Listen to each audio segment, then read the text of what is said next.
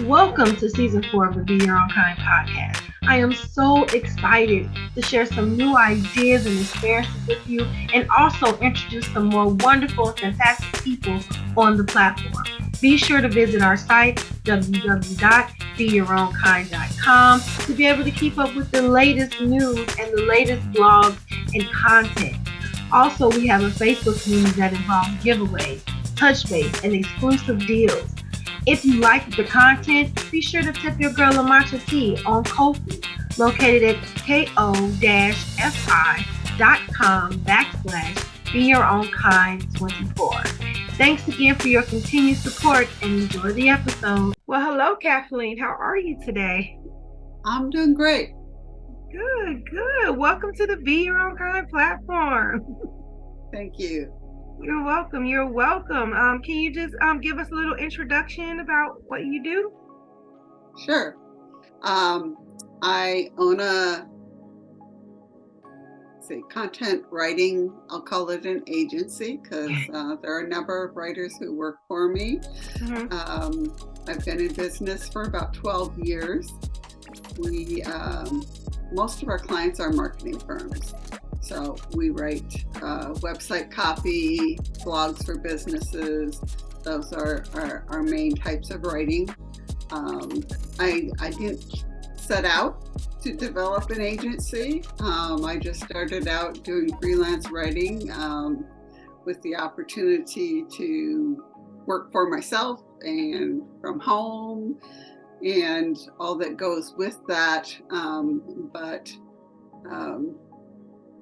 I guess there was God had other plans. Yeah. And it wasn't long where I'm like, okay, I keep asking other people to help me with all my writing for my clients. And I thought it was just temporary, but it never went away. So I had to shift gears and decide how I was going to handle working with a team instead of just myself. And it's actually been a grand adventure. Nice. You started off just wanting to work for yourself and became a boss. Nice. Yes. I love it. That sounds like a God thing. It's like, no, I have more in store. Yeah. I love that. I like the excerpt on your website. You were describing like the amenities of allowing God to be the source, and yes. I loved every last one of those lines. And at the end, you said freedom is a central passion of God's heart. And it was like a light bulb in my head, because I'm like, we're not built for all of this stress. My pastor told me a long time ago, like, we were not created to be stressed out, which is why our body, is affected the way it is affected. And so I'm just curious to know, like, what personal experience did you have in your life that led to this revelation? It probably wasn't just one, but just an ongoing journey with God of learning to recognize how much He valued me, and that really that relationship of a parent to a child. I have 2 daughters, and I know how precious they are to me, and seeing them happy and enjoying life means the world to me. And gaining that perspective that's how God looks at His children also, that he wants that for us. He wants us to be experiencing the joy of life, and to be happy and secure in His love and who He's created us to be. I haven't always been there in that place. It's some place He's helped me grow to understand and accept that who I am is who He created me to be. And some of the parts of me that I've kind of kept hidden and or was hesitant to show, that those were things I learned from the world and not from Him. and that learning to work alongside of him and partner with him in what he's doing instead of trying to look to him to partner with me in what I'm planning, just has brought a lot of freedom where I'm not trying to figure it all out. I do a lot of just going with the flow, and that's how my business, like I said, I didn't plan this, and it just kept happening, and then it's like, okay, if this is you, God, and this is what you want, let's figure out how to make it work, and just continually seeing his hand involved in things that I was doing, coming to, one of my first clients that I started working with through a platform similar to Upwork, and where you don't have actually a direct connection. You're working through the platform, mm-hmm. and after a couple of years, we could move off the platform and connect direct. And when we did that, we both found out that we were, both of us business owners were Christians, and had similar values, and and it was like, okay, God put us together to support and encourage one another without us even knowing that we were in the family of God together already. So lots of stories like that of where God is at work and you don't even know it to begin with. He reveals it later on. I love that. It's a God curated plan is always perfect. I feel like I've always when I want him to be on my team and follow my will, it gets horrible, or it's like, what, God, I got this. I'll see you later, like, this is my life, I'll drive this, and he's like, okay.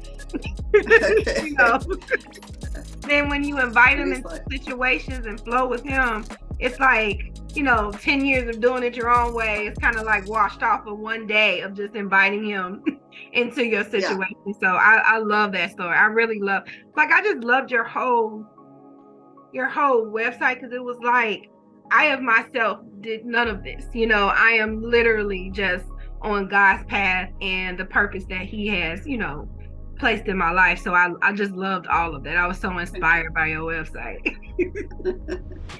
So as you said earlier, you started out as a freelance writer that later grew into an agency, which I think is super cool because I don't see many freelance agencies. Maybe I'm a freelancer, but I feel like if you're not on Fiverr or Upwork, like you said earlier, you kind of stand alone, and then with Upwork and Fiverr, I don't really think that you get paid what you're worth. Like, you almost have to underbid to get a job. I would disagree with that. My best customers have actually come from Upwork. There are great clients on there that pay well, but you need to, number one, you need to find them, and you need to present yourself as somebody that that has value. Okay. There are people on there, there are clients on there who are not looking for the cheapest. Majority of them are. Okay.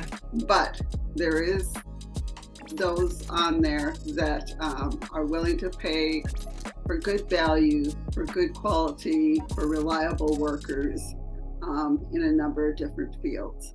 And so you need to know a little bit how to approach that correctly, and that was something I learned right at the beginning, what things worked and what didn't. And actually, after been a year or two in business, I wrote a short little book talking about that and how I found work on those platforms and what worked and what didn't, just because I got tired of telling people over the same story over and over. I'm going to write a book. If you want to know, buy the book. It's like $5. He's like, I'm done repeating myself. Just get the book. Well, thanks for setting the record straight, because I've always been intimidated or not interested in getting on Upwork and Fiverr because of the reviews or the feedback that I've gotten from other people. So it's good to hear a different perspective. On that. And what's the name of your book? Where can people find it? On my website, I have a shop with a few small books that that are just PDFs, and so KathleenKrueger.com. I have a little shop on there, so that book is on there just as a PDF download. And like I said, I think it's $5, might even be less than that. I'm not sure for that one. There's a few other resources on there, but the other thing I would bring out is that, particularly for writers, I can't speak for all kinds of freelancers, but if you look at other writers as your friends instead of your competition, makes a big difference. Yeah. I got a lot of help from other writers getting into. I've done some magazine writing. And the first magazine I wrote for, I got connected with the editor by another writer who said, "Oh, you'd like to get in there? I've written for them. Here's the email of the editor. This is what you need to tell them. This is, what types of things they're looking for." And I found that over and over, of other writers being willing to encourage one another. And that's something I built into everything that I did. People have shared with me, I'm going to share with other people. When I got started, other writers are like, asking the same things. Where do you find the work? How do you get somebody to actually respond to your proposal on Upwork? How much should I charge? And all those little questions that I just openly shared with other people. And a lot of the people who have come to work for me are people that were starting out and knew that they could come and work for me. I'm not going to pay them the full amount that I'm getting paid, because that doesn't make sense. No. I'm the one out there getting the clients. You're not going to get paid the full amount, because then why am I doing this? So they would come in and work for me and get experience and start bringing in some income, while they could also start finding their own clients as well and building their own writing career. I love that. I love the perspective of, it's not competition. We're just friends. We're all out here doing the same thing. It's enough work out here for all of us. Yes, there is. Yeah, and, I love and that. There's all different, there's so many different types of writing and different types of client, different levels. You've got the clients that are going to pay you $25 for a blog, and you got somebody else who's going to pay you $100 for the same size. They're different clients, and value is different from their perspective. They all want quality. And of course, the better quality you provide, the more expertise, the better clients you're going to be able to get. Yeah, and I like the fact that you're also allowing the freelancers to practice, because practice makes it sharpens the craft as well. Yeah. Mm-hmm. Yeah. So I love all of this. And so I think you just answered my question, but I did want to highlight a book that I did see on your website that was "Hey Freelancer, Go Clone Yourself." That's found on Amazon and your website. So I just wanted to ask you, in your opinion, what are some common mistakes? And I think you named some right now, but what are some common mistakes that beginning and existing freelancers make when they're, in the industry, I guess. Yeah. Okay. The number one, when I was first starting out and I didn't have hardly any experience writing, I'd been in business, I'd been a bookkeeper for over 20 years. So I knew business. But one of the things that clients told me over and over again, the reason why they kept hiring me was because I was reliable. One of them even said to me, I've worked with better writers than you, but I haven't worked with writers who are more reliable than you.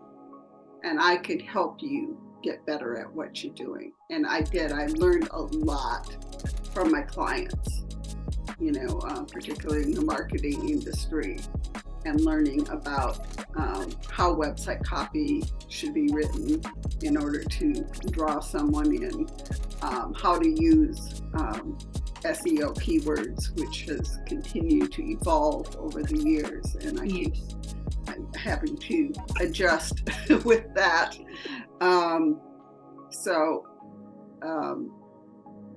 That's a big thing is learn from your clients, but number one, be reliable. Don't set your deadlines. Don't say I'm going to have it done on Wednesday, and then on Wednesday say, well, it's not quite ready yet. Not good enough. If you set your deadline on Wednesday, you should be turning it in on Tuesday. Right. Whenever you can, to turn it in ahead of time. The sooner you get it in, the sooner they can give you a new project. Right. And so keeping your clients happy is just absolutely critical. Knowing what's important to them, understanding what they expect from you, and when they correct you or say you need something different. Every once in a while, you're going to have those unreasonable clients that however many times you do it, it just isn't right. But for the most part, remember your clients are just people just like you. And so work with them in that way. As to getting jobs, the biggest thing I would say that, which is what I put in my first little book, was paying careful attention to, like on Upwork, they'll give you, this is, what I want. I want a blog and topics are going to be this. A lot of times they don't give you all the information that you need. And you're going to show your expertise by asking them for the information that they haven't provided. I need a word count. I need to know, are you supplying me with keywords? Do you, what type of tone do you want? Do you have examples of existing ones? Those types of questions. When they haven't given it to, instead of saying, oh, they haven't told me, say, I'd like to make this proposal, but I can't give you a number until you give me this information. Right. So don't be intimidated. Just remember that, that's another person. It's somebody out there. A lot of times they're a small business owner too, and they don't know what they're doing posted. A lot of times it's the first time they went on Upwork and they don't know what they need to tell you. They've never done this before. And so if you come across as, I understand that, let me help you out.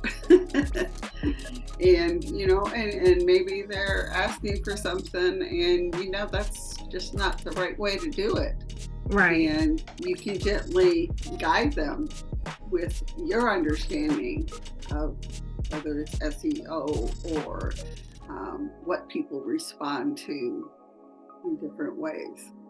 So that's a real key thing, how you work with clients, how you respond. I never used hand, this is my set proposal, tells all about me. Number one, your client really doesn't care that much about you. They don't want, especially writers, you gotta, unless they ask for a degree or something, they don't care. All they care is, can you do what I need done? And do you care about me? So did you really, you'll see it on Upwork, they'll say, you need to include this word in here so I know that you actually read my whole description. Because that's not what they want. They want somebody who says, okay, I read this and I'm the perfect one to do this. And when you can come across with that, a lot of times when I'll start out on a proposal, I'll say, I see that you work with painters and landscapers and whatever. I worked in the construction field for a number of years. These are perfect topics for me. That shows them that I paid attention, that I'm just not generic out there, or you're saying, maybe you haven't worked in it, but you've written about it, those types of things to let them know that you genuinely want to work with their company or on that project, and that you aren't just out there throwing out proposals hoping to catch something. I love that. So be intentional and be specific, and don't be afraid to ask questions. I love that. And I feel like, I think the hesitation of asking questions is you don't want to lose the client, right? You don't want to look, but really by not asking questions, you're actually doing the opposite effect. So that's a really good, I didn't even think about that, because you don't want to, make them mad before they even want, but really they might be like, oh, I might can learn from this writer, so that's exactly really right. Good tip. Yeah, that's a very good tip. Yeah, you need to look at yourself that they're looking for somebody who has expertise in writing, right? And if I look at myself as just a writer, I'm not gonna, they don't want to hire just a writer. They want to hire somebody who has confidence in what their craft is. And so if you have confidence, you're not going to be afraid to ask the questions or to say, we're just not a good fit. Right. And I've done that where I want this, and this, and I'm like, that's just not going to work for me, or they are sometimes a little on the shady side. I have found a few of those. No, I do not write fake reviews of supplements. Oh, wow. No, I don't do that. I'll write all your website, whatever, but I'm not writing. Right. And they're like, oh, okay, I'll find somebody else. And I'm like, oh, you definitely be really careful about reading those reviews on websites. Right. That just had me thinking like, oh my God. What? Well, all money isn't good money. You know what I'm saying? No. And really to accept something that compromises your integrity or something you're not interested about writing about at all, it makes it not fun anymore, Oh yeah. Yeah, definitely. Yeah. Great tips. Thanks, Kathleen. You got all the tips. Yeah. So I did see on your website, actually you wanted to talk about this. You don't have to be competitive to be successful, but you actually said that on your website that you don't have to be competitive to be successful. And I think that kind of piggybacks on what you said earlier of it's not competition, we're just friends. Have you always thought that way, or was it did you come into that as you was building your agency, or? Yeah, that's something I found, my transition into writing from bookkeeping was simply that I started writing poetry. Mm-hmm.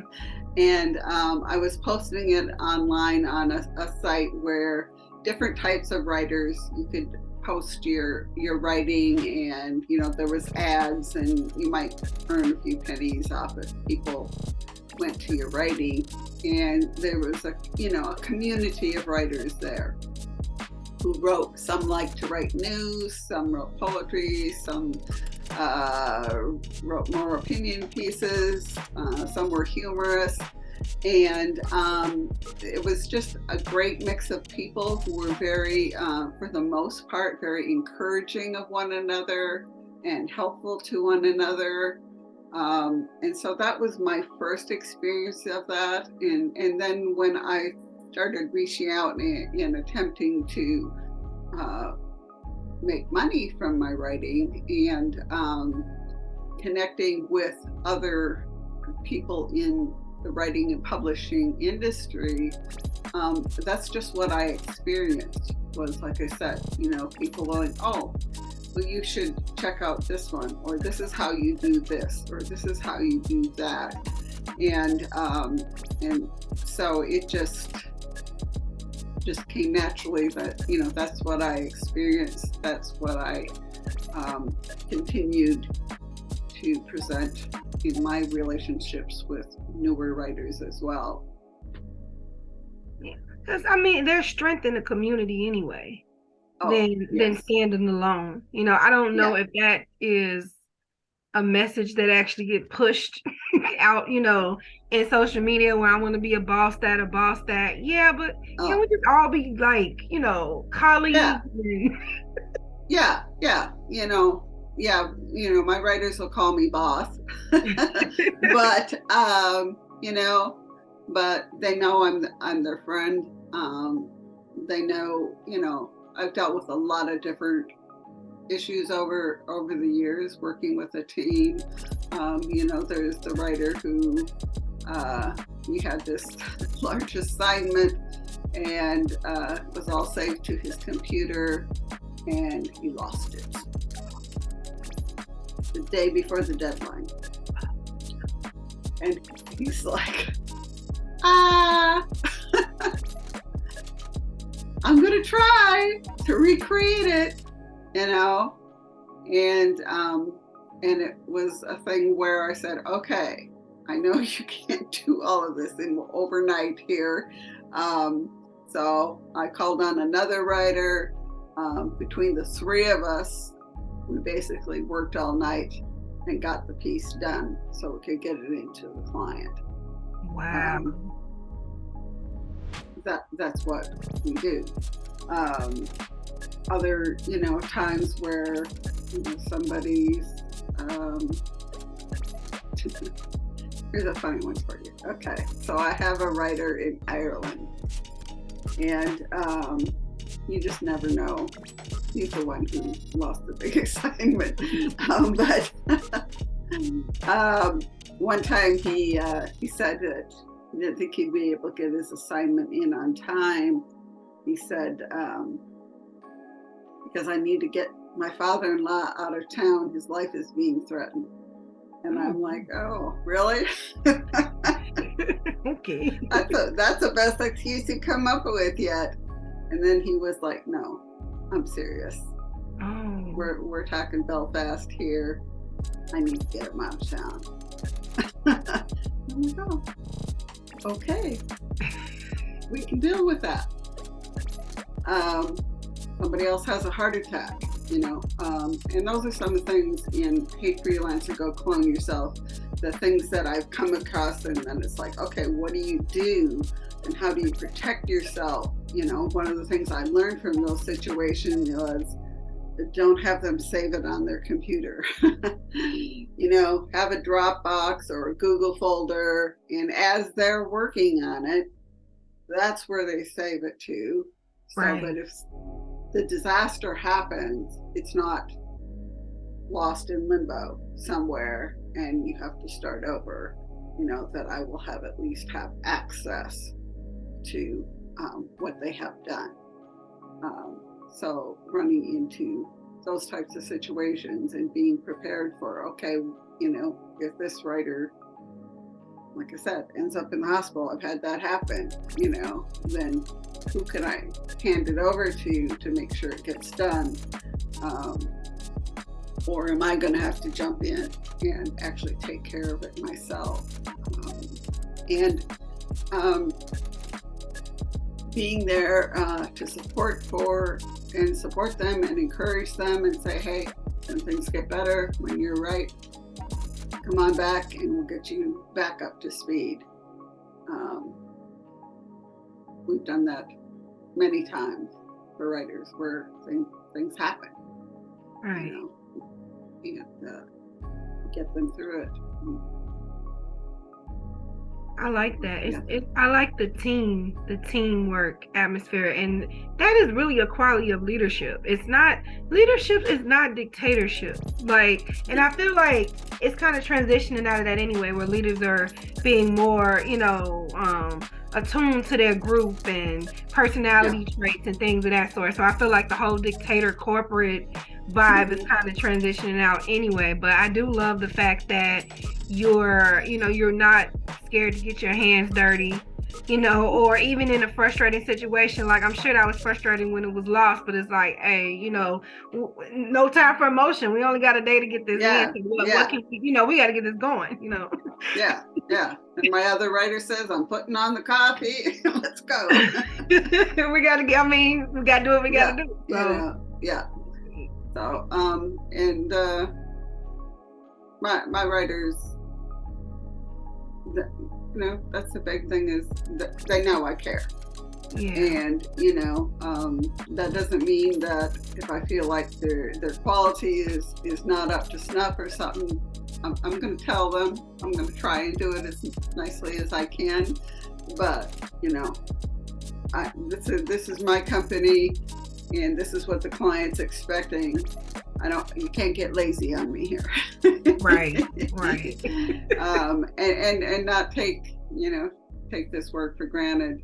Another one of the challenges that come with a team is, I'm the one responsible for making sure I have enough work coming in. And there have been times where all of a sudden the client says, oh, we're not going to use freelancers anymore.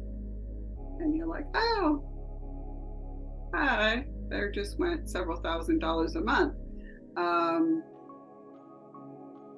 And that's work for my freelancers. But that's part of what they know too. They're not my employees. They're freelancers.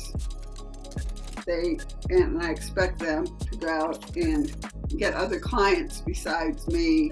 And they're going to know if my work goes down lower, I'm not going to be able to give everybody what and I have writers that have been with me for a long time. They're going to get priority. If you're newer and something like that happens, I'm going to say, I'm sorry, I don't have anything for you this week. I'll let you know when, we get more clients back in, more work in. And that's another beauty of the model that I have. I mean, there was one summer when I had up to 20 writers working for me at a time because the summer was just, one of my clients just got this huge order throughout. And so I was hiring writers like crazy and to get through that. But it was just for a few months, and then, it settled back down and back to my average group. But that's the way, with a team like that, I can do that, where the client can say, okay, I'm going to have twice as much as I normally give you. Can you handle that? And I always go, yep. Because I'll always be able to find writers to work with me. And when it goes down, then it goes down. And I just go with the flow. So freelancing is it can be inconsistent based on need. How do you, in your opinion, how do you visualize the future for freelancing? Do you think it's going to grow or stay the same or lessen? I think it's definitely going to grow. the pandemic really opened the eyes of a lot of people to the ability and the enjoyment of working remotely instead of driving in, for one thing. And so there's a lot of employees actually that are working remotely now, but also the opportunities that are available to work for yourself. And the freedom that comes with that, being in business for yourself, you have lots of opportunities for tax benefits that you don't as an employee. You can write off so many, any expenses that are really related to your business. I love to go to writers' conferences, and guess what? I can write that off of my taxes. It doesn't mean I don't have to pay for it. Still have to pay for it, but it is a business expense. Right. And it will lower my tax bill. While I have fun at the same time. Right. Because in the pandemic, the whole quiet quitting epidemic is spreading, and it's increasing. Like they, a lot of jobs or corporate thought it was going to decrease, but a lot of people are like, enough is enough of being treated, and maltreated. Like I'm not gonna deal with that anymore. So yeah. I can't see that. A lot of employees disappeared, and everybody's going, where are they? They tired of being sick and tired. they're sitting in their bedroom with a computer is where they are. Mad in their business. or maybe they're out there, doing some hands-on thing. But it's a lot of opportunity. It is because freelance, you can be any type of freelancer that you want to be. So the freedom in that, so I'm doing something you love to do. So and then yet I have on my team several people who they have no desire to go out and build a client list. Most of them are part-timers, and they're like, that was the part I hated about being a freelancer, was that, I had to go find clients and I had to deal with billing and all of this. I'm quite happy just sitting here and doing my writing assignments, turn them into Kathleen, and not dealing with all of that. And, I have a sister who is my number one writer, and that was her, and she's been in business for herself, and she said, no, just let me sit and type, you do all that other stuff. And she actually a lot of times makes more than I do, because even though she's being paid at a lower rate, she doesn't have to spend time working with the clients and whatever. She can write 8 hours a day. Most freelance writers don't write 8 hours a day. Right. Because you have to do a lot of other things. You have to market. You have to try and find new clients. You need to do your bookkeeping.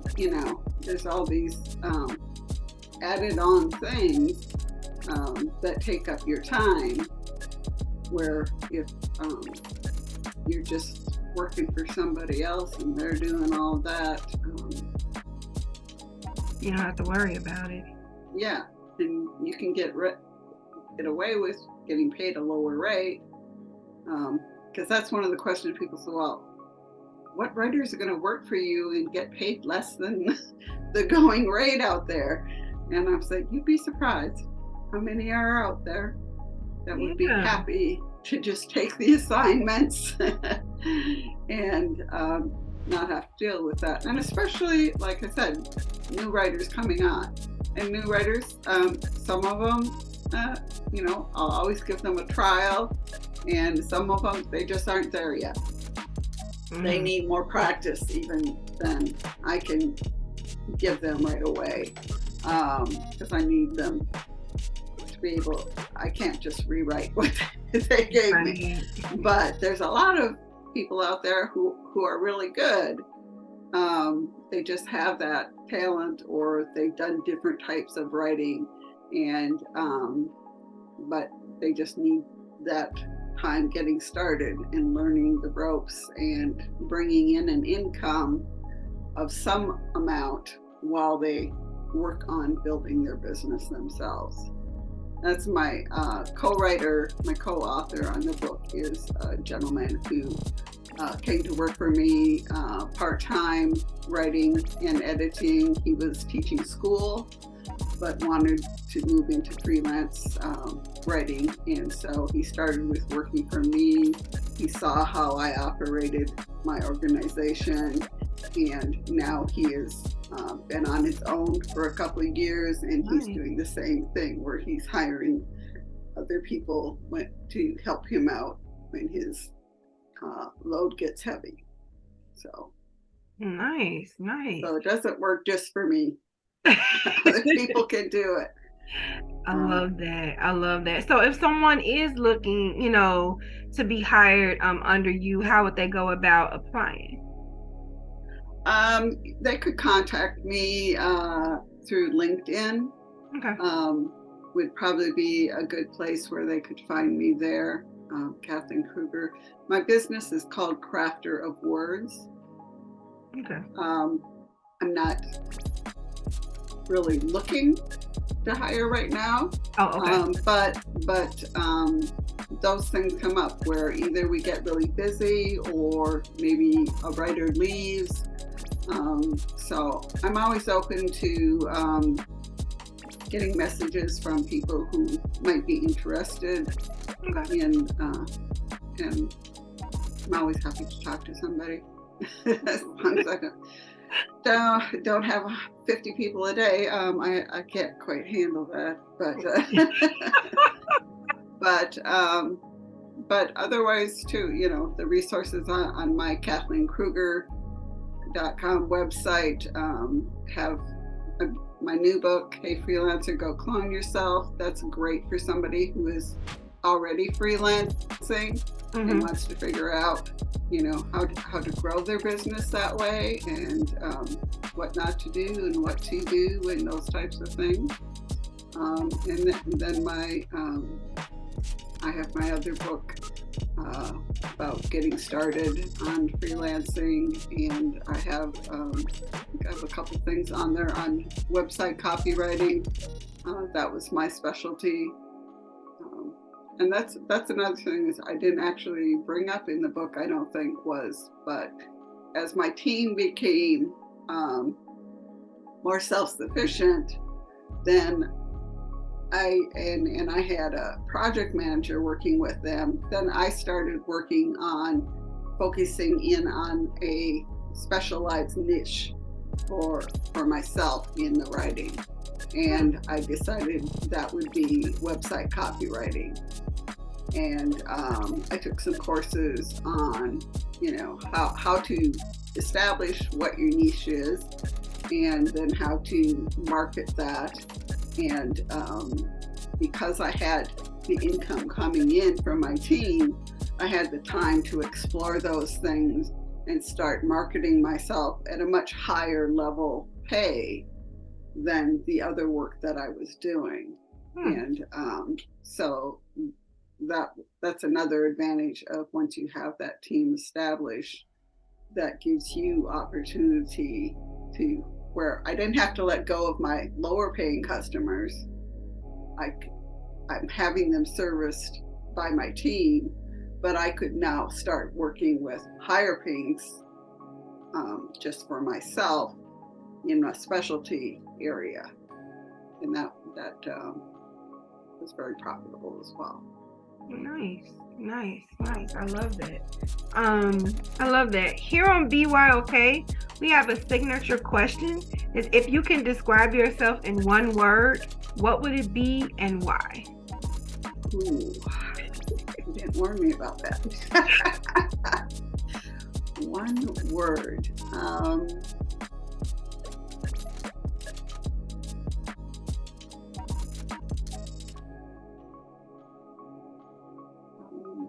I'm just gonna use the word intuitive,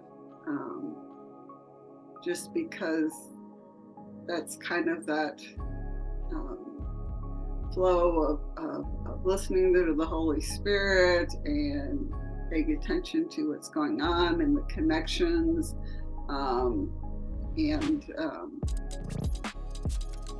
I just feel real comfortable in that type of role of, let's see where this goes type of thing.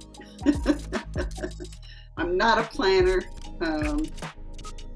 People write books and some of them map it all out, and some of them they call themselves pantsters. They write by the seat of their pants. I'm a pantster in just about everything that I do. I'm flying by the seat of my pants and seeing what happens. It's more adventure that way. I love it. I'm like that till I wake up and be like, you know what? This is where I feel to go, and it just go. And like, you didn't write a plan out. I think that my family had an intervention with me, like, Renita, no more LLCs, no more businesses, because I'll just wake up and be like, yeah, new ideas. Yeah. Right. And they were like, you are addicted to opening up businesses. No, stick with something. So I'm definitely, I definitely can relate to just being like, okay, I mean, this is where I'm going. Is there anything else you would like to share with listeners before we head out? Well, you talked about my website, KathleenKrueger.com, and on the front page it says, live loved, live free. If you don't know how much God loves you, it's time to find out, because he does. He's not mad at you. I love no it. matter what you think. And once you know how much he truly loves you and that he adores you as you are, he sees all that you are, that there is so much freedom in that. There's so much freedom in that. You are so right, because sometimes we think that our life, or we went too deep in, where God just is gonna automatically like hate us. And I saw a quote that says, you can't out-sin God's love. It's nothing you can do. And I love that because I feel like some people that believed kind of hiding, because they're like, he's not going to bless me. I ain't talked to him in years, but it's almost, he's waiting. It's not like he's peaced out. He's kind of just waiting on you to come back towards him and invite him in, So I love that. Kathleen, I love that. You just have such a calm and peaceful, aura about you. I love it. That would be a word that words I hear often. I do bring peace and calmness with me. I love that. Yes, I love that. And I love that you took out the time to come on the platform today. I thought I knew stuff about freelancing, but I did not. And so it was good to learn from you, because it was some really good nuggets, for people that are thinking about it or in the midst of it, or actually an existing freelancer. This was really good information, I might actually go to Upwork now. Okay. So I love that. And listeners, you heard Kathleen. God is not mad. God loves you so much, and he wants you to feel peaceful and calm. Life is not meant to be lived like this. If you're living like this, then most likely you're flowing to your own will. Let's step into God ideas and not just cookies, and until next time, be sure to be kind to yourself and to be kind to each other. Bye-bye. Bye.